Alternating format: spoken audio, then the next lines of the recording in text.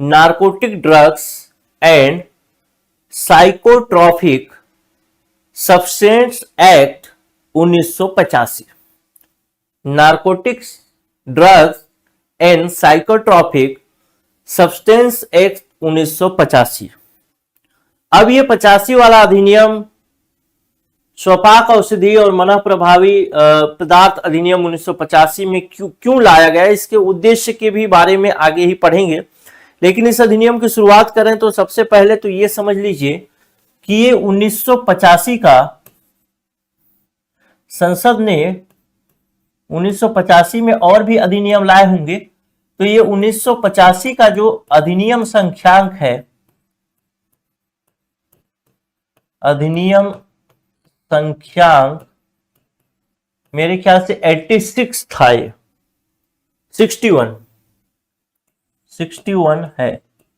अब इसका क्या मतलब है, 61 है मतलब कि ये 1985 में केंद्र सरकार ने यानी भारतीय संसद ने इससे पहले 60 अधिनियम और पारित किए थे या संशोधित किए थे, जो भी किया होगा। ये 61वां नंबर का अधिनियम था जो कि 1985 में बना था। तो कभी कभी प्रश्न घुमाने के लिए पूछ देता है और भी चीजें पूछ देते हैं। ठीक, अगला इसमें से जो सवाल जहां से बन सकता है वो है डेट पर। जो डेट है 16 दिसंबर 1985, 16 दिसंबर 1985 ये कौन सा डेट है, तो ये तिथि है जब यह राजपत्र में प्रकाशित होता है। यानी अगर आपसे पूछे कि स्वपाक औषधि और मनः प्रभावी पदार्थ अधिनियम 1985 narcotic drugs and psychotropic substance act 1985 को कब पारित किया गया, तो आपका उत्तर होगा 16 दिसंबर 1985। कभी कभी पूछता है, आपसे पूछे कि राजपत्र में कब प्रकाशित हुआ, तो आप कहेंगे 16 दिसंबर 1985। आपसे तीसरा सवाल पूछे कि राष्ट्रपति ने इस पर कब साइन किया, कब अंतिम स्वीकृति दी, तो उसका भी डेट सेम होगा 16 दिसंबर 1985। लेकिन ये डेट ज्यादा महत्वपूर्ण नहीं है, इसके अंदर की चीजों को समझना ही उतना ज्यादा महत्वपूर्ण है। बाकी डेट तो आपको थोड़ा बहुत देखते देखते याद हो ही जाएगा। यहां तक बात क्लियर है। अब आपका ये अधिनियम क्यों लाया गया, इसके विषय में आपके इसी अधिनियम में सबसे ऊपर दिखा गया है। देखिए आपका अधिनियम, अगर आप नोट्स उठाएंगे तो देखेंगे, प्रिंट जरूर करा के रखो मेरे बच्चे। प्रिंट करा के रखोगे तो पढ़ना आसान होगा और एग्जाम निकालना आसान होगा, इसीलिए दे दिया है प्रिंटेबल, उसको प्रिंट करवाइए और रखिए। इसका लाने का उद्देश्य क्या था, यानी ये अधिनियम अगर आता है तो इस अधिनियम से क्या परिवर्तन होने वाले हैं, क्या परिवर्तन होने वाले हैं। तो सबसे पहला बात देखते हैं, कहता है स्वपाक औषधियों से संबंधित विधि का समीकरण। सबसे पहली बात तो यह अधिनियम जो है दो चीजों को कवर करेगा। सबसे पहली बात तो नारकोटिक ड्रग को कवर करेगा और दूसरा किसको कवर करेगा, मनः प्रभावी पदार्थ यानी साइकोट्रॉपिक सब्सटेंस को कवर करेगा। ठीक, तो ये अधिनियम दो चीजों को कवर कर रहा है। एक तो अगर हिंदी में लिखूं तो मैं लिखूंगा स्वपाक औषधि, और दूसरी चीज जिसको कवर करने वाला है ये वो होगा मनः प्रभावी पदार्थ। स्वपाक औषधि मतलब एक ऐसा नशीली चीज जो कि कभी औषधि के रूप में भी उपयोग आ जाता है। नारकोटिक्स मतलब नशीला और पदार्थ मतलब औषधि मतलब दवाई। ऐसी औषधि जो कभी कभी ऐसा नशीला पदार्थ जो कभी कभी दवाई के लिए उपयोग होता है और कभी कभी नशा के लिए उपयोग होता है, उसको हम बोलेंगे स्वपाक औषधि, उसको हम बोलेंगे नारकोटिक्स। उसी प्रकार से मनः प्रभावी पदार्थ मतलब ऐसा पदार्थ जो कि मन को प्रभावित करता है, तो मन को तो प्रभावित सभी पदार्थ करते हैं। खाना खाते हैं, मन को भाया, मैं कुत्ता काट के खाया, तो अगर कुत्ता काट के खाना भी मन को प्रभावित करता है तो हर चीज मन को प्रभावित करता है। तो फिर यहां मना प्रभावी का मतलब क्या है कि ऐसा कोई पदार्थ जो आपको लत लगा सकता है, आपकी आदत बन सकता है, उसको हम बोलेंगे मना प्रभावी पदार्थ।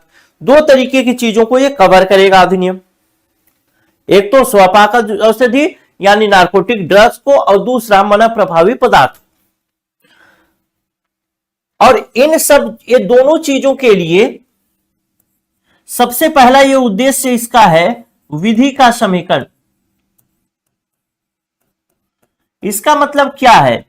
इसका मतलब ये है, इसको जरूर लिखिएगा ना, इसको जरूर लिखिएगा कि सबसे पहला उद्देश्य क्या है? विधि का समीकरण। विधि का समीकरण कहने का मतलब एक तरीके से अलग अलग चीजों के लिए अलग अलग कानून है, उन कानूनों को एक ही जगह से कोऑर्डिनेट यानी समन्वित करके उस कानून की व्यवस्था की जाए, उसी को कहेंगे आप विधियों का समीकरण, यानी एक जगह इंटीग्रेट कर देना।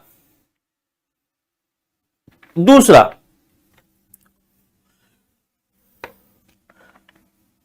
इस विधि का समीकरण करने और जो विधि पुरानी समय से चल रही थी उस विधि का संशोधन करने के उद्देश्य से भी। तो ये अधिनियम आगे कहीं पढ़ेंगे कि विधि का समीकरण कर रहा है, कई तरीके की विधियों को मिलाकर के एक तरीके का कानून दे रहा है, तो उस समय कंफ्यूज नहीं होना है क्योंकि इसका उद्देश्य ही था विधि का संशोधन करना, यानी पुराने जो कानून है, पुराने जो कुछ अधिनियम होंगे, चाहे कोई नियम होंगे, उस नियम को संशोधन करने की शक्ति यह अधिनियम रखता है।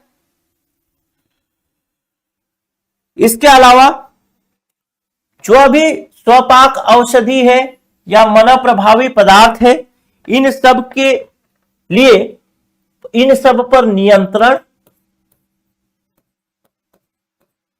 नियंत्रण के अलावा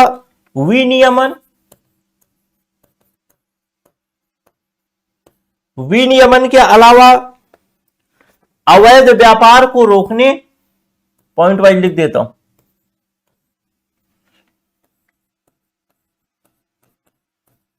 अवैध व्यापार के विषय में नियम,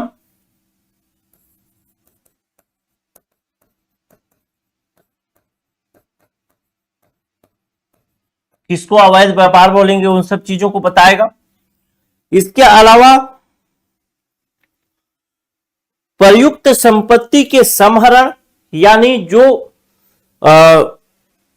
क्या बोलते हैं, स्वपाक औषधि या मन प्रभावी पदार्थ को बनाने, बेचने या फिर रखने, जहां पर भी कोई संपत्ति उपयोग में हुई है उसको जब्त करने का अधिकार।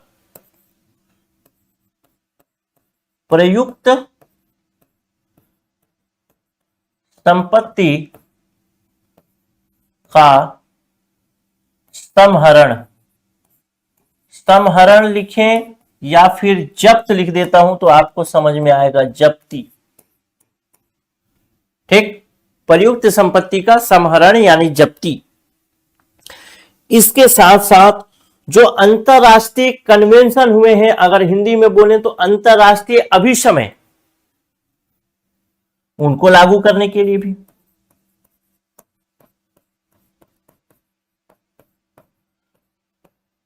कन्वेंशन ही लिख रहा हूं।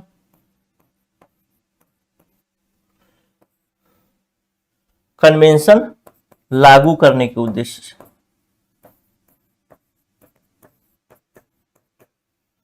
और बस ये लागू करने के उद्देश्य से, और जो दंड है या फिर जो नियम है उन नियमों को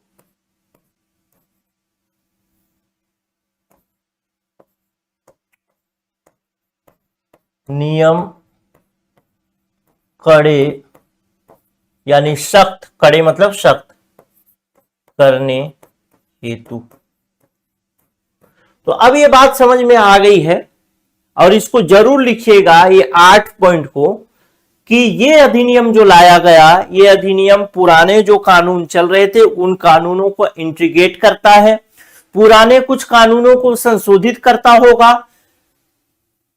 स्वपाक औषधि या मना प्रभावी जो पदार्थ हैं उस पर नियंत्रण करता होगा, विनियमन करता होगा, अवैध व्यापार का विनियमन करता होगा यानी अवैध व्यापार को रोकने का काम करता होगा।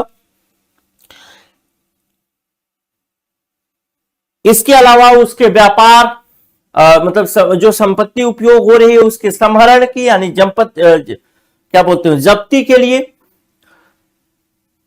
जो अंतरराष्ट्रीय स्तर पर भारत कहीं अंतरराष्ट्रीय कन्वेंशन लागू करने हेतु यानी भारत कहीं बाहर गया, दूसरे देश में कोई मीटिंग हो रही है, वहां कोई उसने संधि साइन कर दी कि भाई हम अपने यहां इस प्रकार के जो नशीले पदार्थ है उसको बेचने से रोक लगाने का प्रयास करेंगे या रोक लगा लेंगे।